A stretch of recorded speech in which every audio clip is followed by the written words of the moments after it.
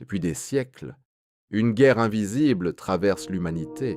Pas une guerre de frontières, pas une guerre de royaume, une guerre plus ancienne, plus silencieuse. Une lutte entre les forces qui cherchent à enfermer le monde et celles qui refusent qu'une seule vérité domine les hommes. Dans l'ombre des empires, des croyances, des révolutions et des structures modernes, un homme continue de marcher, Edvard Solar, le veilleur de langue solaire, le fantôme béarnais. Son épée de lumière, Solstice, toujours prête, ni roi, ni prophète, ni sauveur, seulement un gardien traversant les siècles pour empêcher que la lumière devienne pouvoir. À ses côtés veille Nyx, la fidèle panthère noire aux yeux verts, silencieuse, inflexible, gardienne de la limite entre lumière et ténèbres, et quelque part, entre les peuples, les ruines et les fractures du monde, Nandi, prêtresse africaine détentrice de sagesse ancestrale, maintient encore ce qui relie les êtres humains.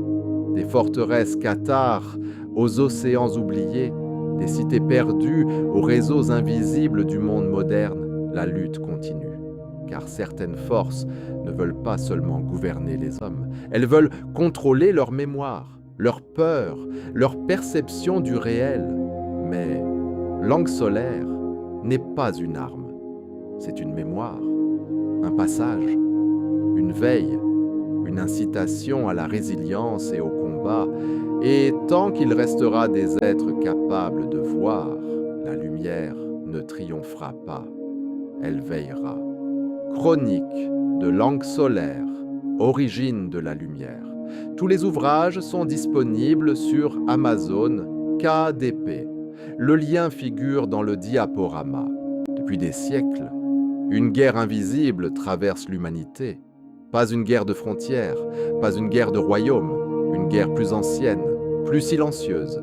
Une lutte entre les forces qui cherchent à enfermer le monde et celles qui refusent qu'une seule vérité domine les hommes. Dans l'ombre des empires, des croyances, des révolutions et des structures modernes, un homme continue de marcher, Edvard Solar, le veilleur de langue solaire, le fantôme béarnais.